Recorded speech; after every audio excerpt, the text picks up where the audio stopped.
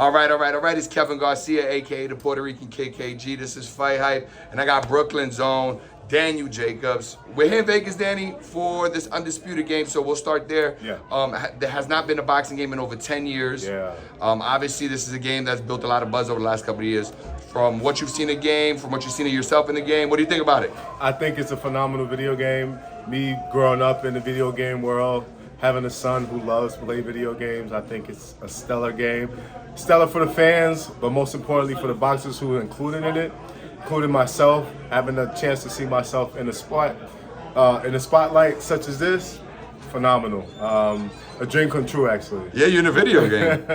And so for me, it's triple fold. I'm finally retired now, and so I get to really reap the benefits of all my hard work. Yep. And this is just one of it, and I'm happy to be here celebrating with some of the fellow boxers that's here. I've seen Roy, I've seen Jorge Linares, Nonito Nonair, a couple other fighters that I love and respect, and just to be amongst these peers is a good thing for me. Yeah, it's dope. I know the fans are excited. Let me ask you a question. If you're playing the game, and obviously, you know, you're a character, you probably pick yourself, but if you're not picking yourself, yeah, who would you pick as a fighter? I would pick Roy. Roy? Roy is my fan favorite. Roy is the main reason why I chose to stick with boxing, because just what he brought to the sport, his swag, his energy, his skill, he just was phenomenal, and he allowed me to feel motivated to be able to take it to the top. Yeah, no doubt. I just spoke to Roy. He told me there's two versions of himself. There's an older Roy in the game, and there's a 93, ain't had a meal in 2 days version. Nah, you don't want to fuck with the 93. I don't think so. Yeah. But, you know, another thing, thank you for all that insight. I'm sure Yeah. the fans, you know, everybody out there, go check out Undisputed. It'll be a dope game, for sure. For sure. We're in Vegas. Yeah. This weekend, we got Canelo Berlanga. You have a unique connection to this. You fought one of them. The other guys trained, Berlanga's trained with Rozier. Yeah. You're training for many years. Yeah. I'm sure you've done work with Berlanga, so I got a million questions. But let's just ask you this one. What does Berlanga have to do to win this fight? Berlanga had to do something that the fans, and maybe including himself, has never done before. He has to bring something out of himself that, you know, sometimes you get motivated by the caliber of fighter that you fight. Mm-hmm. And because we haven't seen him with such tough opposition, he hasn't really got a chance to show the diversity of himself, right? And so for me, it's like, I want to be able to see him be in a position to, and given the fact that Canelo is the top opposition that you can face, right? He's really going to have to do the most. But in the same sense, I'm happy for him because I want to see him push himself. I want to see what he's made of. I want him to know that wherever catapult he's on the spectrum of the middleweight, super middleweight division, he's gonna know tomorrow night. So I'm a supporter of anybody Brooklyn, anybody New York, and so I'm definitely gonna be rooting for him come tomorrow night. But I'm just hoping that he goes in there and understands that if he's here because he belongs, and act accordingly, and know, you know. And I say that like he's not been acting like that, right? I say that like he hasn't been talking that Brooklyn talk, like he hasn't been. He seemed very comfortable. Oh, very confident. He's either really confident or doing a great sell job. I mean, it's amazing. Right. Munguia did not look like this, for comparison. Sure. That's all respect to Munguia. Yeah. But it's just like, I'm just happy to see that he's in the position that he's in, but ultimately I want him to be able to take advantage of it. Yeah, no doubt. You think he can withstand Canelo's power from what you know, having faced Canelo?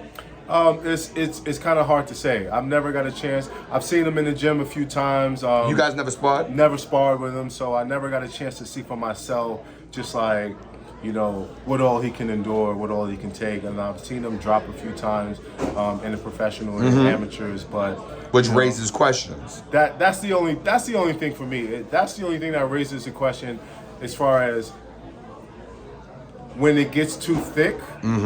How would he be able to handle the pressure? Yeah. And being a younger guy, you know, sometimes you need that experience to be able to go in there and bang out with a guy, even if you get dropped. Because sometimes, I mean, I remember I got dropped for the first time too, and I was just like, man, like, you know, you need to go in there, get back, have the confidence to know that you still belong, and not get flustered, not get discouraged, not feel like you don't belong, because that'll be the first thing to assure you either a stoppage or a knockout, or for you not to come back the same ever again, you know? Yeah. If you had to make a pick, who you got in this fight? if I had to make And how? a pick, I would say the fans win in this fight. I like got that. you on that one, Yo, yeah. you finesse. True Brooklyn cat right here. Facts. The fans win basically because who doesn't like a good Puerto Rican-Mexican rival, right? Yeah. Who doesn't like two good fighters who actually, what fight fans really love is knockouts. What fight fans really love is power, mano y mano. People coming together to fight, not taking backward steps. We love that type of energy, and so I feel like the fans truly win on this fight. Who I think will really be the victor in this fight, I can't really tell, you know? I would lean more towards the experienced guy, simply because that's just being a wise fighter. That's typically how it goes. But like I said, my heart is with Berlanga, but I ultimately kind of favor the more experienced guy. There you go. Yeah. Last question for you. Shakur Stevenson, another tri-state area guy. Yeah, you know, yeah. he just broke his hand, or he injured his hand, whatever the injury may be. He's had surgeries, derailed him a little bit. Have you ever dealt with this similar injury, and any message for Shakur? I've dealt with a similar situation, amateurs and professionals actually. And Shakur is probably one of my favorite fighters at the moment. Definitely top 3. And he's a New York, New Jersey, Region 1 guy, if you know anything about the amateurs. So he got my full support. I would say, I don't even know if he even needs my advice, right? Because he seems like he's there. He seemed like he has it all mentally, physically, but if I can give any type of advice, I would just say just heal properly, continue to do the things you need to do in the gym to strengthen other areas and aspects of yourself. But ultimately know that your day is going to come again, and we're waiting for you when it arrives. There you go. You heard it from the champ himself. Danny Jacobs, we appreciate your time on Fight Hype. Anything the fans should know before we get you out of here? Or where they can find you even? You can find me on all social media platforms, Daniel Jacobs, TKO. I'm happy to announce that I'll be commentating the fight tomorrow with Edgar Berlanga and Canelo.